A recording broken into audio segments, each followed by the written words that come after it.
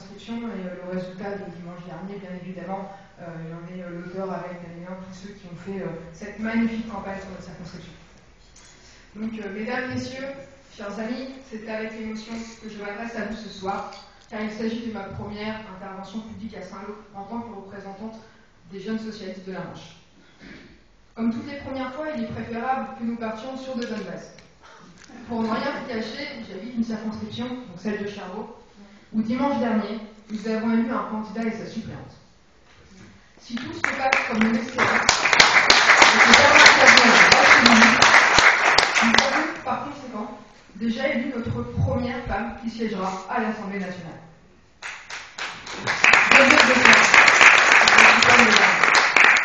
De fait, quand je viens de soutenir Christine Lecause dans sa circonscription, je ne peux m'empêcher de penser à une chose. Notre département compte 4 circonscriptions. Alors pour rester en cohérence avec un gouvernement qui met pour la première fois en œuvre la parité, je pense qu'il serait exemplaire pour notre département d'élire 2 femmes et 2 hommes pour siéger à l'Assemblée nationale.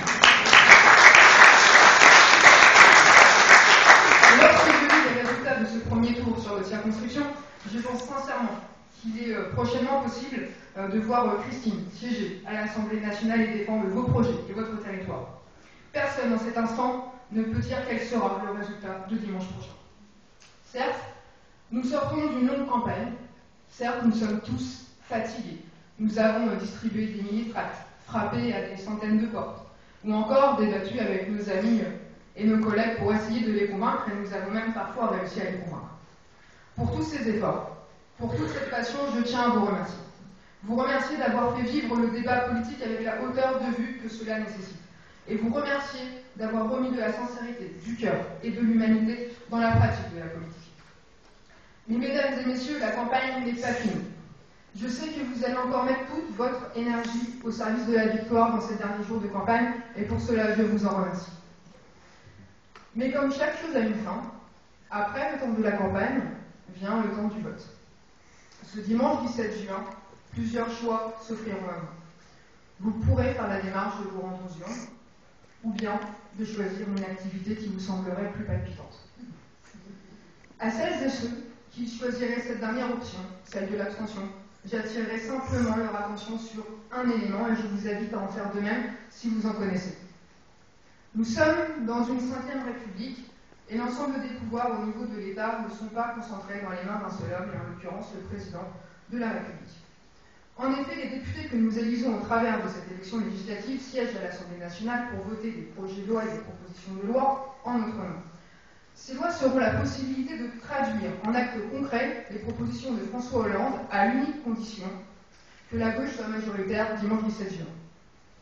Pour la défense des abstentionnistes, il est vrai que suite à 5 années d'exercice du pouvoir par un omniprésident, il est facile d'oublier ce qu'est la séparation des pouvoirs. Pour la défense des abstentionnistes toujours, il est vrai qu'il n'est pas non plus simple de s'y retrouver lorsque le candidat de l'opposition découvre les vertus à la cohabitation qu'il a toujours critiquées. Nous laissons bien sûr le bénéfice du doute quant à ce changement d'opinion soudain. En d'autres termes, à celles et ceux qui ont voté pour François Hollande et qui ne se rendront pas aux urnes ce dimanche, rappelez-leur que leur vote du dimanche 6 mai n'aura servi à rien si dimanche 17 juin nous aboutissons à une cohabitation, car les propositions de François Hollande ne pourront tout simplement pas se concrétiser. À celles et ceux qui opteront pour la première option et qui se retrouveront, je le fais, dans l'isoloir dimanche, vous aurez le choix entre 2 alternatives.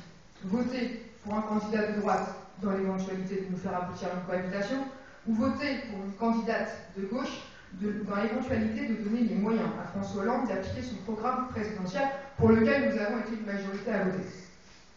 Ainsi, si dimanche 17 juin, à la sortie du second tour, nous aboutissons à une cohabitation, quelles en seraient les conséquences? Nous commencerions par retrouver au gouvernement des personnalités telles que Jean-François Copé, François Fillon, Claude Guéant, Nadine Morano, ou encore et ensuite, commencerons à faire de nouveaux surfaces, des propositions telles que la TVA Sarkozy ou la TVA sociale, les suppressions de postes dans l'éducation nationale, la poursuite de la privatisation de notre système de soins, ou encore la poursuite et l'aggravation de l'injustice fiscale, aussi bien pour les entreprises que pour les ménages. Ce type de proposition et leur mise en œuvre fut rendu possible du fait que l'UMP avait la majorité au Sénat et à l'Assemblée nationale. Cette politique a mené notre pays dans l'état que l'on lui connaît aujourd'hui. Sur le front de l'emploi, augmentation de plus d'1 million de chômeurs en 5 ans, un taux record de 25% chez les jeunes de moins de 25 ans, ou un recours massif aux contrats précaires. Aujourd'hui, plus de 70% des contrats qui sont signés sont des contrats précaires. Sur le front des finances publiques et de la dette, des manques de recettes de plus de 70 milliards d'euros pour l'année 2011 au travers des niches fiscales. Par ailleurs, en 5 ans, notre dette a augmenté de 600 milliards d'euros, dont 33% sont directement imputables à la politique de l'UMP, selon la Cour des comptes. L'abandon organisé des services publics, notamment au travers de la révision générale des politiques publiques, la fameuse RGPP, qui a supprimé 1 emploi sur 2 par an dans la fonction publique, abandon organisé, poussant à la privatisation de nos biens communs et de l'intérêt général. Un dialogue social anéanti, comme nous avons pu le constater lors des manifestations contre la réforme des retraites. Une société française poussée à la division, les riches contre les pauvres, ceux qui se lèvent tôt contre les autres, les immigrés contre les Français de souche, ceux de couleur contre les blancs, ceux qu'ils appellent les assistés contre les autres, le prêtre contre l'instituteur, etc. Le bilan de l'ensemble des mesures politiques mises en place par la droite est clair. Nous n'avons pas les moyens de supporter 5 années supplémentaires, un gouvernement et de fait une politique menée par l'UMP, et ce, que ce soit au niveau économique ou au niveau social. Mesdames et messieurs, ayons conscience du fait que l'histoire se parle au passé, mais que l'histoire s'écrit au présent. Ensemble, écrivons les pages encore vierges de notre avenir et imaginons ce qui pourrait se passer si nous donnions une majorité à la gauche. Ainsi, si dimanche 17 juin nous donnons une majorité à François Hollande, lui et son gouvernement pourront continuer leur travail. Continuer, car ce gouvernement a déjà fait beaucoup, et j'en veux pour preuve quelques exemples d'engagement tenu. Un gouvernement paritaire, engagement tenu. Diminution de 30% des rémunérations du président de la République et de son gouvernement, engagement tenu. Augmentation de l'allocation de rentrée scolaire de 25%, engagement tenu. Refaire de la croissance durable, un enjeu de débat au sein de l'Europe, engagement tenu. Abrogation de la circulaire Guéant, engagement tenu. Le retour de la retraite à 60 ans, pour ceux ayant suffisamment cotisé, engagement tenu. L'encadrement des salaires de 1 à 20 dans les entreprises détenues à la majorité de leur capital par l'État, engagement tenu. Si nous avons été une majorité à voter pour le programme de François Hollande, c'est que nous sommes une majorité à voir continuer cette liste, et il faut que cette liste s'allonge. De trop nombreuses thématiques restent encore à traiter. Première thématique, le redressement économique de notre pays. Nous le savons, nous sommes aujourd'hui dans une crise économique, mais également dans une crise politique, les deux étant bien évidemment profondément liés.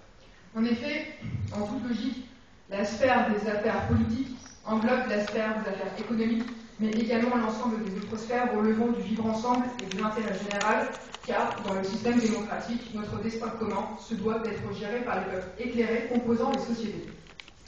Peu à peu, la sphère économique s'est détachée de la sphère politique, pour finalement l'englober entièrement, ainsi que l'ensemble des autres sphères composant notre vivre ensemble. En d'autres termes, les peuples se sont vus soustraire à un pouvoir politique de décision qui a été transféré au pouvoir économique. C'est ainsi que nous arrivons aujourd'hui à une crise économique, mais également à une crise politique. De fait, il relève de l'avenir de notre système démocratique d'avoir comme premier objectif politique de rétablir les équilibres initiaux et de rendre de nouveau le pouvoir au peuple. Ajoutez à cela, n'oublions pas que lorsque la parole politique perd de son pouvoir, nous assistons en parallèle à la montée des partis populistes, ce qui peut entraîner de lourdes conséquences.